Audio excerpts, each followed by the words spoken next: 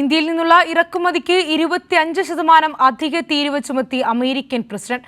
റഷ്യയിൽ നിന്ന് ഇന്ധനവും യുദ്ധ ഉപകരണങ്ങളും വാങ്ങിയതിന് പിഴ ചുമത്തുമെന്നും ഓഗസ്റ്റ് 1 മുതൽ തീരുവ പ്രാബല്യത്തിൽ വരുമെന്നും ട്രംപ് അറിയിച്ചു. പ്രധാനമന്ത്രി നരേന്ദ്രമോദിയുടെ വിദേശ നയങ്ങൾക്ക് വലിയ തിരിച്ചടിയാണ് അമേരിക്കൻ പ്രസിഡന്റ് ഡൊണാൾഡ് ട്രംപിന്റെ പുതിയ തീരുവ പ്രഖ്യാപനത്തിലൂടെ ഏറ്റിരിക്കുന്നത്. ഇന്ത്യക്ക് മേൽ 25% തീരുവയും ഇതിനു പുറമെ റഷ്യയിൽ നിന്ന് ഇന്ധനവും യുദ്ധോപകരണങ്ങളും വാങ്ങിയതിന് പിഴയും ചുമത്തിയതായി ട്രംപ് അറിയിച്ചു. ഓഗസ്റ്റ് 1 മുതൽ പുതിയ തീരുവ പ്രാബല്യത്തിൽ വരുമെന്ന് ട്രംപ് വ്യക്തമാക്കിയിട്ടുണ്ട്. ഇന്ത്യ നമ്മുടെ സുഹൃത്താണെങ്കിലും നമ്മൾ വളരെ കുറച്ച് വ്യാപാരങ്ങൾ മാത്രമാണ് അവരുമായി നടത്തിയിട്ടുള്ളത്. കാരണം അവരുടെ താരിഫ് വളരെ ഉയർന്നതാണ്.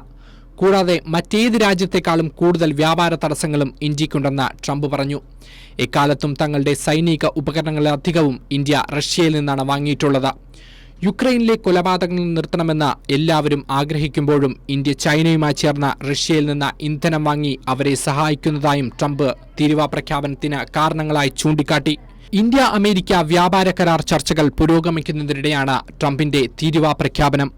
ട്രംപുമായുള്ളത് ഊഷ്മളമായ ബന്ധമാണെന്ന് കൂടെ പറയുന്ന നരേന്ദ്രമോദിക്ക് കനത്ത തിരിച്ചടിയും താക്കീതുമാണ് ട്രംപിന്റെ പ്രഖ്യാപനം. News desk Kairali news.